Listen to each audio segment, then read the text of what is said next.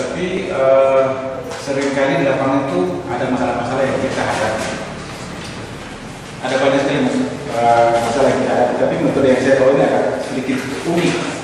Unik karena ketika kita mengerti metode ini, kita banyak sekali dapat pengalaman menarik dengan Tuhan. Jadi kalau kita dalam hal penginjilan, biasanya kan kita mulai dengan masalah ya. Bagaimana menyelesaikan masalah. Nah, puji Tuhan, kalau bicara tentang masalah, semua orang punya masalah. Betul? Ada yang tidak ada masalah di sini? Tidak punya masalah? Siapa yang tidak punya masalah di sini? Ada sedikit. Mau sedikit, mau banyak, pasti ada masalah. Nah, untuk menyelesaikan masalah itu sebenarnya ada jalan keluar. Orang bilang, oh kalau datang berdoa bisa dapat jawaban. Belum tentu. Jadi, untuk menyelesaikan masalah itu ada satu cara yang sederhana, itu bertemu Allah. Ya. Tapi sebelum kita mulai, kita berdoa dulu, oke? Kita berdoa. Bapak, terima kasih buat pertemuan di pagi hari ini. Terima kasih buat Roh Kudus yang menyertai kami, yang boleh mempertemukan kami di tempat ini. Di pagi hari ini kami akan berbicara bagaimana menyelesaikan masalah kami ya Tuhan. Dan kami percaya bahwa Yesus Kristus yang datang untuk menyelesaikan segala masalah kami.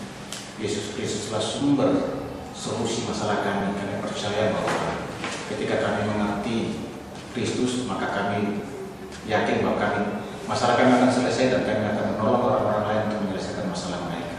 Hamba yang menyampaikan materi pagi hari ini Tuhan memberkati dalam rekan-rekan kami yang mendengar, Tuhan juga berhikmat buat mereka sehingga mereka mengerti, dan setelah itu mereka akan mengaplikasikan dalam pelayanan mereka. Terima kasih Bapa, dalam nama Yesus kami berdoa. Jadi masalah itu akan terjadi ketika orang terpisah dari Tuhan. Nah, untuk menyelesaikan masalah itu kita harus kembali kepada Tuhan, harus berjumpa dengan Tuhan. Nah, masalah dasarnya yang pertama kita lihat dulu manusia. Manusia ini dia diciptakan, Allah menciptakan dia untuk hidup bersama-sama dengan Allah. Manusia diciptakan untuk menikmati berkat-berkat dengan Allah. Jadi kira-kira seperti ini. Allah menciptakan manusia, lalu ada juga malaikat.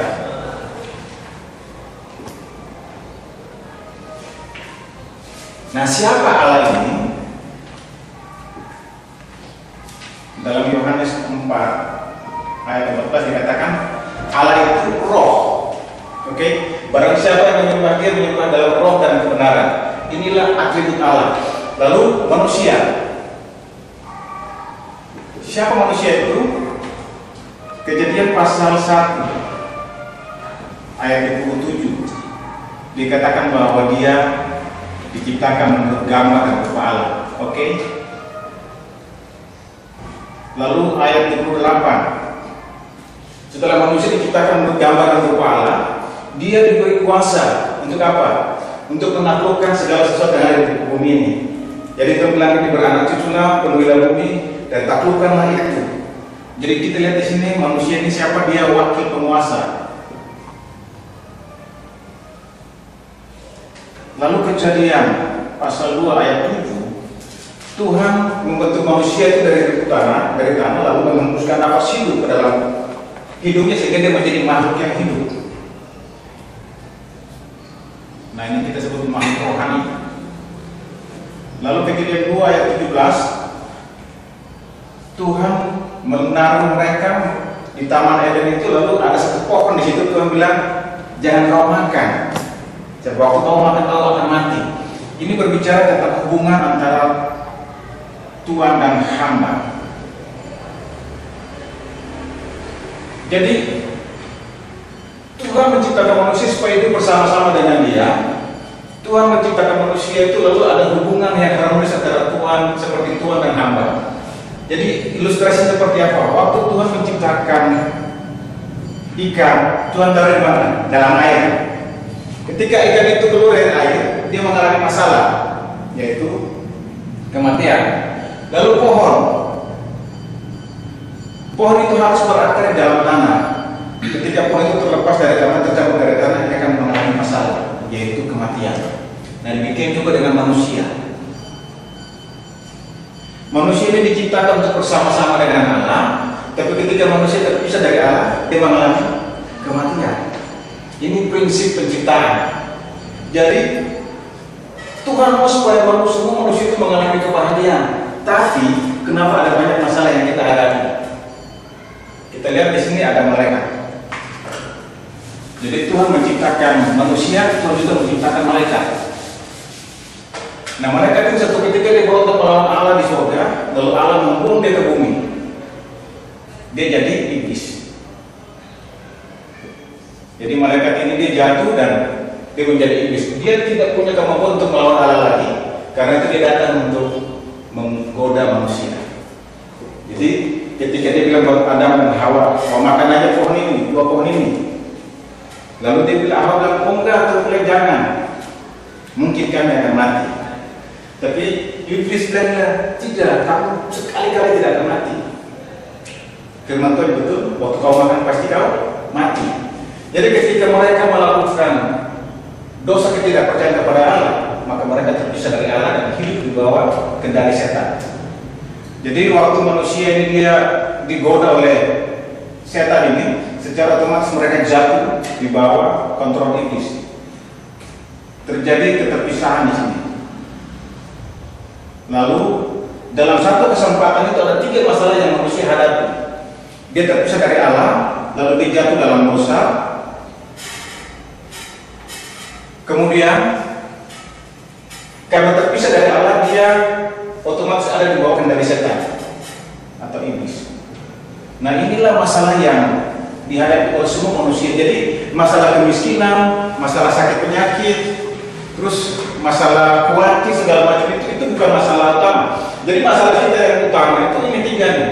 Terpisah dari Allah, dosa, dan dikendalikan oleh setan. Mungkin kalau kita gambar seperti ini.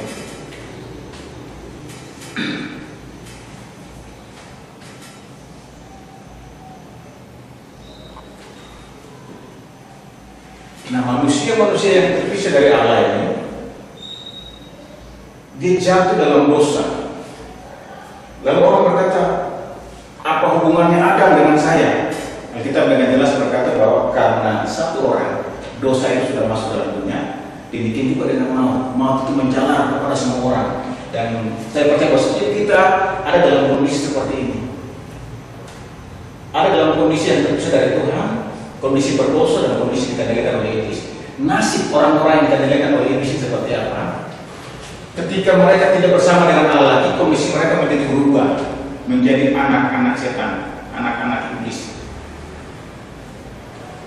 Dalam Yohanes pasal 8 ayat 24 dikatakan bahwa kamu mengikuti iblis adalah bapamu karena kamu mengikuti keinginan-keinginannya. Jadi ketika Adam dan Hawa tidak lagi taat kepada Tuhan, mereka ikut keinginan iblis, maka mereka jatuh dalam dosa dan semua keturunan mereka jatuh dalam dosa. Inilah keterpisahan.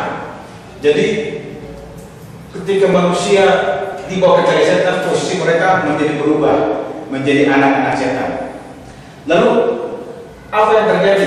Ketika mereka menjadi anak-anak setan, mereka terjerumus dalam berbagai macam masalah. Ini masalah rohani di sini atau penyembahan berhala.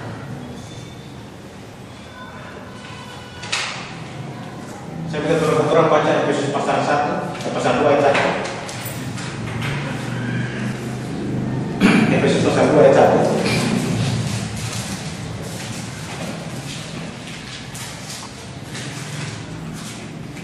Efesus pasal 2 ayat 1. Kamu dahulu sudah mati karena pelanggaran-pelanggaran dan dosa-dosamu. Iya. Jadi katakan kamu sudah mati karena pelanggaran. Jadi waktu orang keterpisahan dengan Allah ini sebenarnya berbicara tentang kematian rohani. Akibat dari kematian rohani ini, dia mengakibatkan banyak sekali masalah di sini. Terpisah dari Allah. Jadi Alkitab berkata waktu mereka makan buah pohon itu mereka terpisah dari Allah, lalu berbicara tentang dosa. Kita dengan jelas berkata bahwa manusia telah kehilangan kemuliaan Allah dan jatuh dalam dosa. Lalu mereka dikendalikan oleh setan di dalam Yohanes pasal 8 tadi itu.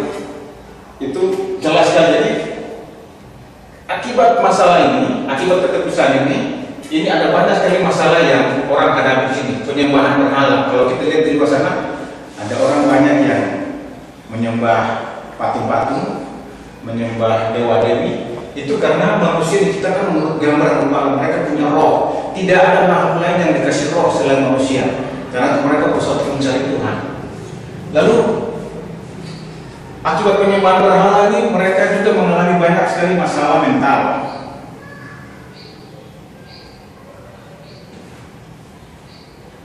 Ini Matius 11 ayat 28. Datanglah kepadaku hai kamu yang letih dan berbeban berat. Artinya ada banyak masalah mental di sini yang manusia hadapi. Masalah mental seperti apa? Hidup dalam ketakutan, hidup dalam kekhawatiran, depresi, stres, dan segala macam penyakit yang istilahnya ada dalam pikiran kita. Akibat dari penyakit-penyakit ini,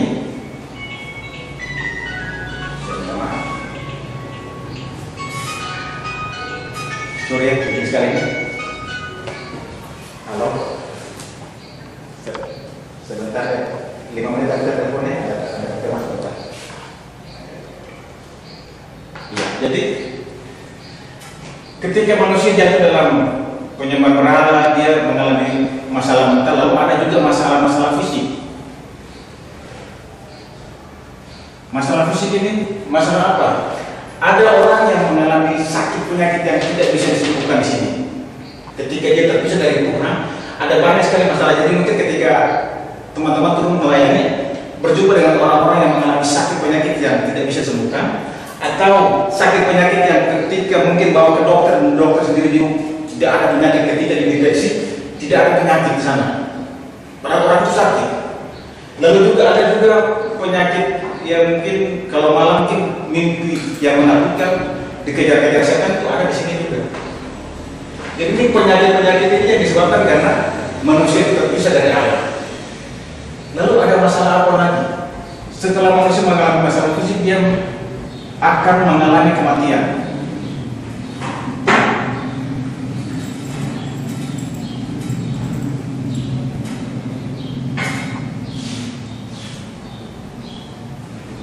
Jadi setelah lagi sudah menderita secara fisik, dia mati. Dan Alkitab dengan jelas berkata bahwa manusia ditentukan untuk mati hanya satu kali, setelah itu dia dihakimi. Ibrani 9 ayat 27. Jadi sudah menderita di dunia, sampai di surga pun menderita, di neraka pun menderita setelah mati. Lalu tidak sampai di situ, dia meninggalkan warisan rohani.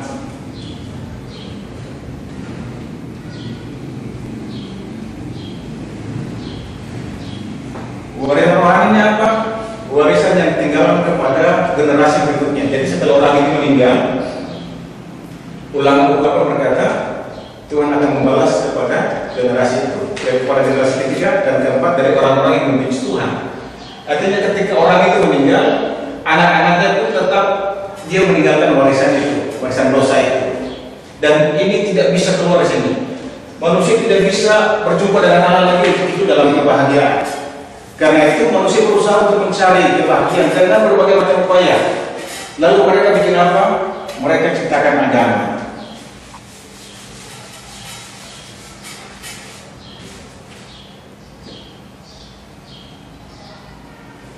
Dengan agama orang berupaya untuk mencari Tuhan. Berdoa baik, berpuasa baik, tapi kalau tidak ada Kristus, itu masalahnya. Ada banyak orang di luar sana yang mencari Tuhan, satu hari bisa 5 kali mereka teriak-teriak cari Tuhan tapi tidak menemukan. Di Israel sendiri Tuhan bilang ini, kamu memuliakan aku dengan mulut, padahal hatimu jauh. Ini kenapa? Karena tidak ada Kristus dalam dirinya. Lalu mereka berusaha mencari Tuhan dengan perbuatan baik.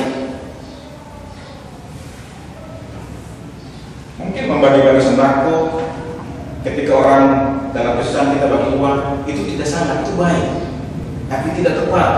Dengan membagi-bagi seperti itu orang belum tentu berjumpa dengan Allah. Seringkali gereja melakukan hal itu, membagi-bagi supaya orang datang ke gereja. Itu tidak salah, tapi itu tidak tepat. Jadi Alkitab dengan jelas berkata bahwa perbuatan kita seperti tidak ada apa-apanya. Dengan demikian kita tidak bisa berjumpa dengan Tuhan. Setuju? Dengan perbuatan kita ini tidak bisa berjumpa dengan Tuhan. Lalu solusinya bagaimana supaya kita bisa berjumpa dengan Tuhan? Sekali lagi usaha manusia gagal. Karena itu Allah sendiri datang kepada kita. Dalam bentuk apa? Alkitab dengan jelas berkata, karena begitu besar kasih Allah akan dunia, sehingga setiap orang yang percaya kepadanya tidak binasa, melainkan beroleh hidup yang kekal. Jadi Yohanes pasal 3 ayat 16, ini Allah datang kepada kita, Allah mencari kita supaya mengembalikan kita kepada posisi yang semula, posisi yang seperti ini, yang hidup bersama-sama dengan Allah. Itulah yang disebut dengan Injil. Injil itu apa?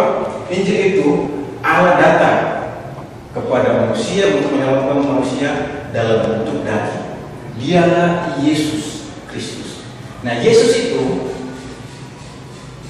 ini nama juru selamat.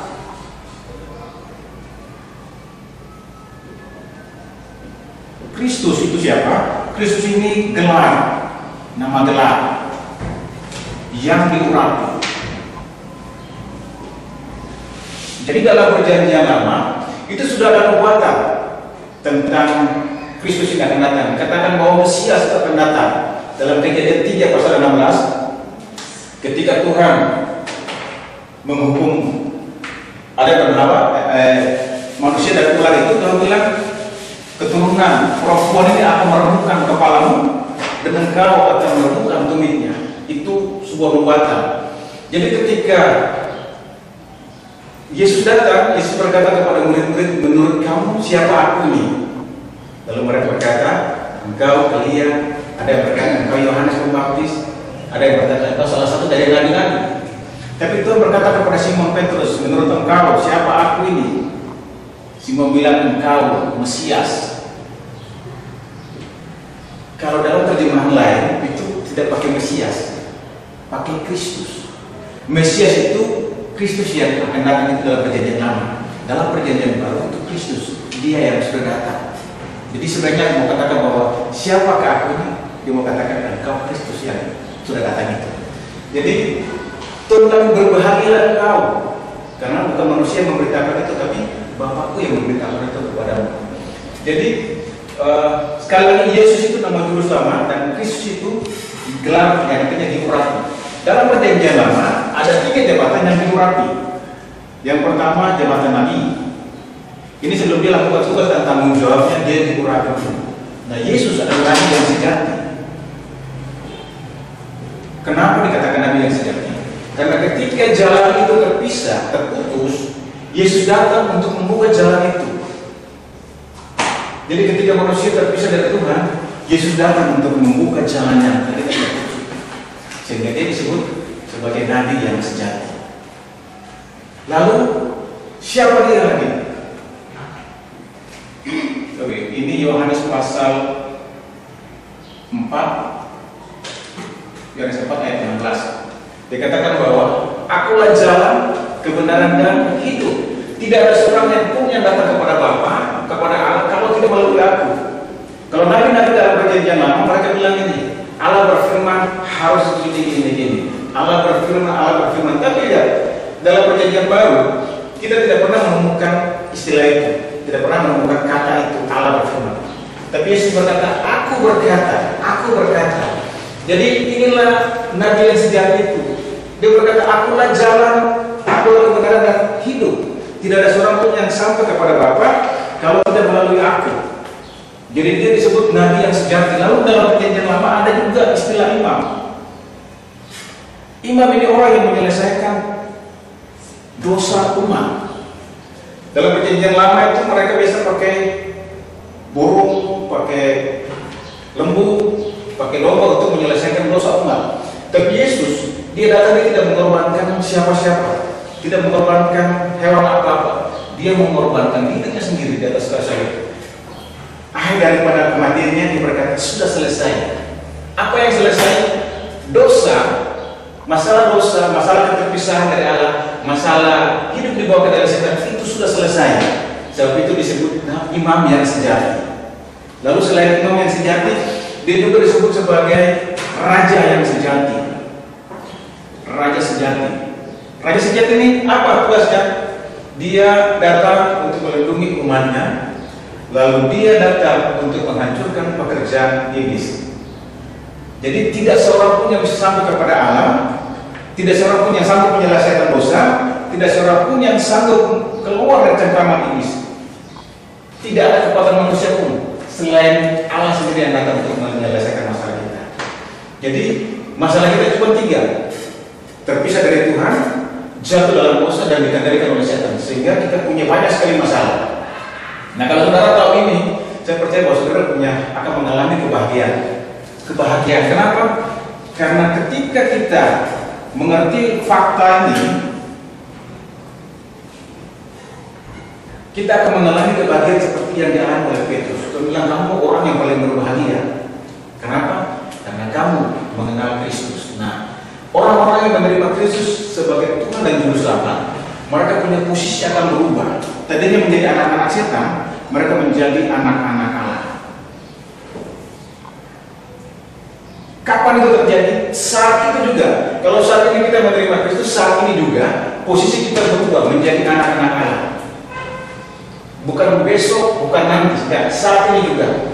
Lalu saat ini juga, ketika kita menerima Kristus sebagai Tuhan dan Juru Selamat, maka posisi kita itu setelah menjadi anak-anak Allah, Roh Kudus diam di dalam diri kita, sehingga kita dibimbing oleh Roh Kudus setiap saat. Kita dapat bimbingan Roh Kudus.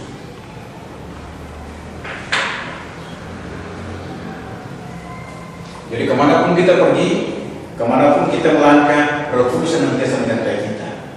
Lalu yang ketiga, setelah Roh Kudus menyertai kita, apa yang kita alami? Kita juga diberi jaminan jawaban doa. Tuhan bilang, kalau kamu di dalam aku dan aku di dalam kamu, minta apa saja. Artinya posisi ini akan terjadi ketika kita sudah menerima Kristus. Jadi kita akan menerima, setelah kita menerima Kristus, waktu kita berdoa, itu terjadi. Saya beberapa hari sebelum belakangan ini, ada banyak sekali jawaban-jawaban doa yang saya tidak minta, tiba-tiba Tuhan kasih. Ini berbeda dengan dulu. Dulu saya melayani kurang lebih dari sudah hampir 14 tahun, tidak mengalami sesuatu. Artinya ada banyak jawaban doa, tapi mungkin 4 bulan sekali, beberapa 5 bulan sekali. Kalau belakangan ini hampir 1 minggu saya sudah 2 sampai 3 kali jawaban doa. Karena apa? Saya dulu hanya ini tahu seperti ini, tapi saya tidak memahaminya. Secara logika saya tahu bahwa kalau saya terima Yesus saya jadi seperti ini, saya dibimbing oleh Roh Kudus, saya dapat jawaban doa itu. Secara logika saya tahu, tapi saya tidak mengalami itu. Kenapa? Karena saya tidak sadar sungguh-sungguh dengan posisi saya. Jadi kalau kalian mengerti posisi kalian, ini akan terjadi. Lalu Tuhan juga berikan buat kita malaikat untuk membantu kita dalam hal doa. Jadi Tuhan bilang kita dapat berani. Bukankah mereka ini roh-roh yang melayani? Melayani siapa? Melayani orang yang memperoleh keselamatan itu. Jadi setiap orang yang menerima Kristus, dia diselamatkan, lalu dia diberi malaikat ini untuk melayani dia. Lalu apa lagi yang dia alami? Dia juga bisa menikmati berkat-berkat Allah. Berkat-berkat Allah sebagai orang-orang yang sudah diselamatkan, mereka menikmati berkat-berkat kerajaan Allah. Ini yang disebut dengan warga kerajaan Allah. Jadi ketika saudara menjadi anak Allah, berkat kerajaan Allah itu menjadi bagian kalian. Seluruhnya, tidak separuh-separuh, semuanya menjadi bagian kalian. Lalu yang keenam, ketika kita menerima Kristus sebagai juru selamat kita sekarang ini juga diberi kuasa. Untuk apa? Untuk menghancurkan setan, untuk mengusir setan. Jadi dalam Lukas 2 ayat 19 terulang, aku memberikan kuasa kepadamu untuk menginjak pula kalajengking dan menahan kekuatan musuh. Itu kalau terjadi saat kita punya Kristus. Itu terjadi secara otomatis. Lalu yang terakhir, kuasa untuk menginjil ke seluruh dunia. Ini saya alami ini. Jadi beberapa waktu yang lalu saya sama Rano dapat kesempatan ke Korea, dan di sana tuh pintu-pintu penginjilan di seluruh dunia itu terbuka. Sekarang ini kalau kita bilang mau ke Taiwan, ada pintu sudah terbuka sana, ke Korea, ke mana lagi, Ukraina, ada Ethiopia, itu semua terbuka. Dan itu pengenalan. Jadi ini janji Tuhan yang harus kita miliki ketika kita menerima Kristus sebagai juru selamat kita. Nah, sebagai jaminan apa yang kita dapat? Ada jaminan, 5 jaminan. Yang pertama, jaminan keselamatan. Yang kedua, jaminan kemenangan. Kemenangan nanti artinya gini, setiap orang pasti ada masalah, tapi Tuhan jaminkan ada kemenangan. Dia bilang gini, percobaan yang kamu alami itu percobaan yang biasa, itu yang lebih kekuatan kamu. Jadi ada jaminan kemenangan di sana. Lalu ada jaminan jawaban doa. Jadi ketika Anda berdoa, Tuhan pasti akan menjawab itu. Dan itu pasti. Tidak ada istilah mudah-mudahan doamu terjawab, mudah-mudahan doamu terkabul. Tidak ada istilah itu. Lalu jaminan apa lagi? Jaminan dibimbing Roh Kudus.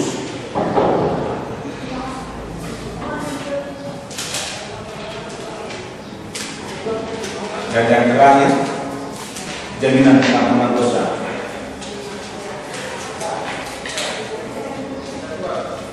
Iya. Oke, kita hampir selesai. Dan ini jaminan yang kita dapat ketika kita menerima Kristus sebagai juru selamat. Oke, mungkin sampai situ dulu, nanti